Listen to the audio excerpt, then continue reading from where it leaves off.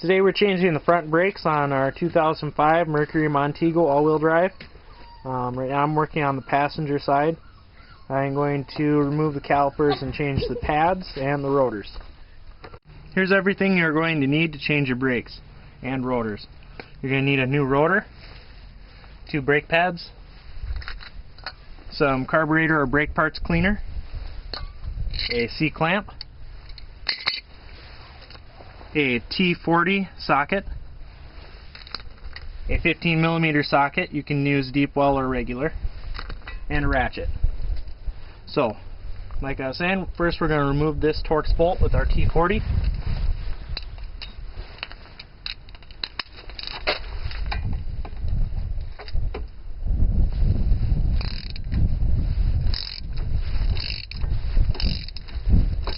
These come from the factory with some blue Loctite on them, so you'll have some steady resistance the whole time you're pulling it out.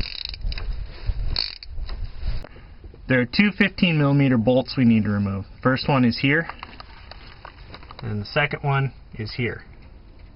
These hold the caliper and this other bracket in place. So here's your piece that'll come off first. It goes behind the caliper. It'll have to face this way. Exactly like this. You don't want to install it backwards. It is possible, but it'll really mess with things.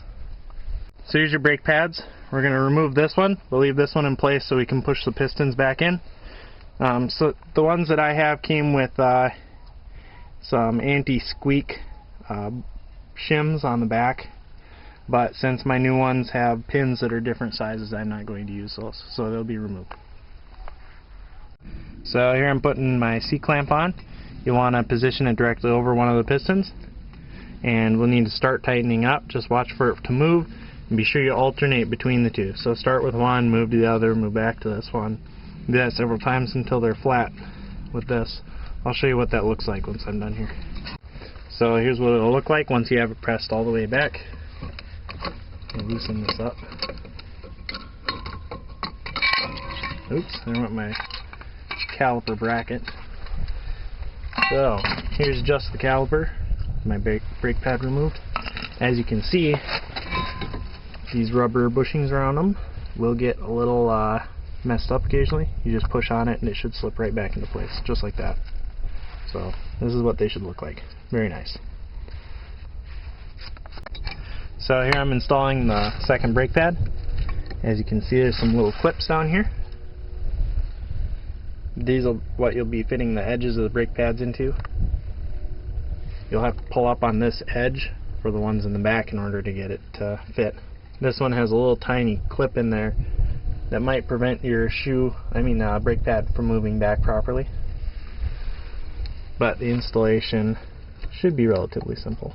You just need to get fit under the first edge and then carefully squeeze it into the second. Be sure you give yourself plenty of room. So this is what it should look like with both the brake pads installed.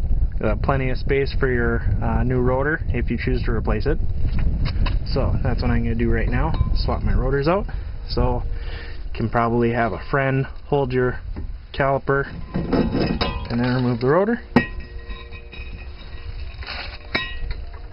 And I'm just going to put it very carefully back over here so it doesn't fall down while I prepare my rotor. So here's one of my shiny new rotors. It has some oil on it from the manufacturing process. So what you're going to want to do is get your brake parts cleaner, in my case carburetor cleaner because I'm out of brake parts cleaner. Give it a quick spray down and then wipe it off with a clean dry rag. So going from where we left off, now you fit your rotor on, then you can place your caliper over your new rotor, and it should fit very nicely. Keyword there is should. If it doesn't, immediately make sure one of your brake pads isn't crooked or not positioned correctly. And unless you have very clean fingers, you don't want to touch the surface of the brake pad. You can get some oil on it or grime, like my hands. So here's my caliper back in position on my rotor with the 2 bolts and this deflector or whatever it's called hanging off of here. in the right position. Should be facing away from your rotor. Now I'll reinstall my Torx bolt here. I'm going to tighten these up first, but I'm just putting this in. So there's our finished product. All the bolts tightened up. I usually just torque them until they feel hand tight and then give it a quarter turn.